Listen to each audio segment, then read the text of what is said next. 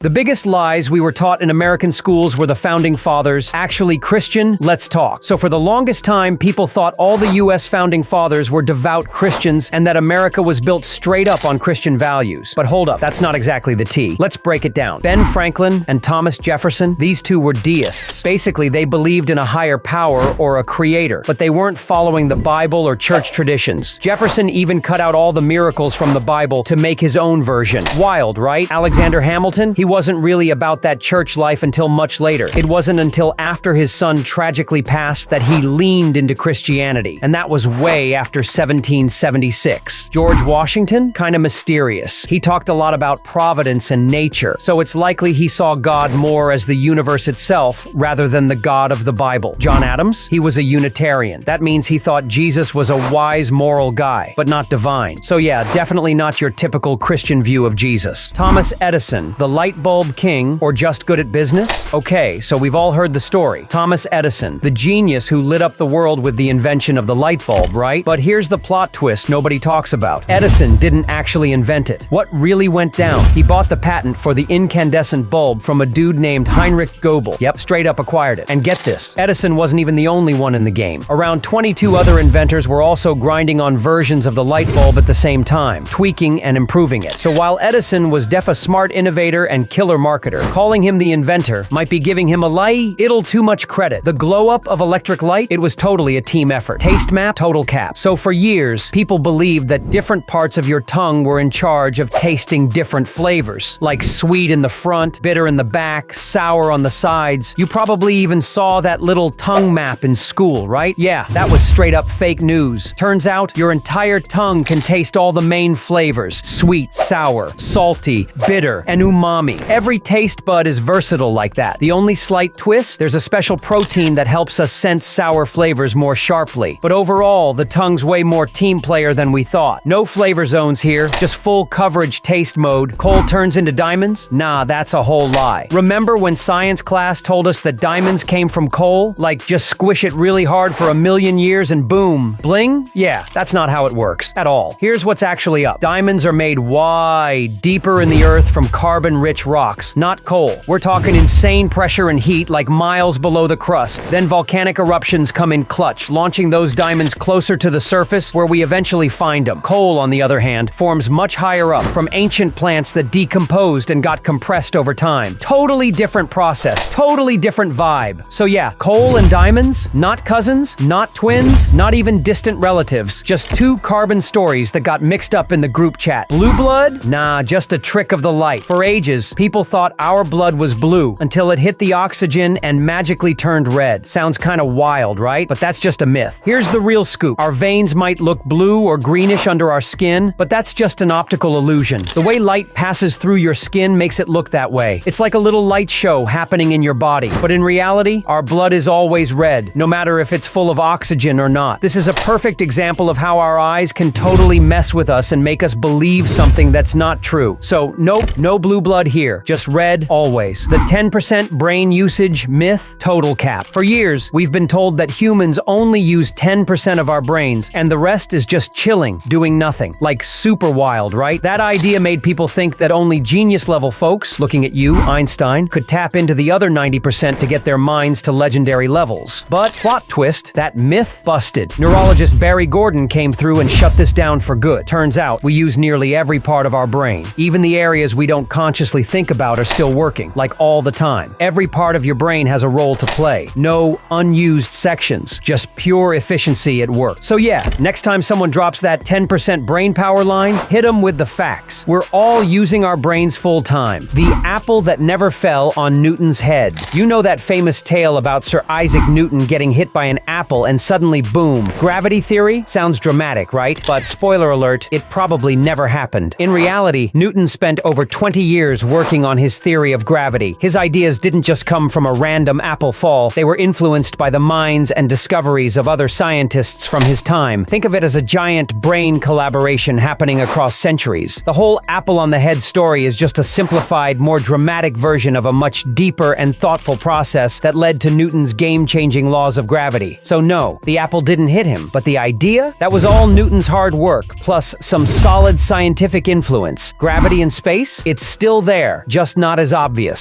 So here's the thing. Even out in space, gravity is still doing its thing, but it gets weaker the farther you get away from big, heavy stuff like planets and stars. Gravity's the force that keeps the moon stuck in Earth's orbit, and it's what moves all those celestial bodies around. But when astronauts or objects seem to float in space, they're not in zero gravity like we've been told. Nope, they're actually in free fall. It's kind of like the feeling you get when you're skydiving. So, gravity's always working, even in space. You just don't feel it as much when you're falling freely or far from the Earth. It's still there, but your body's just vibing with it differently.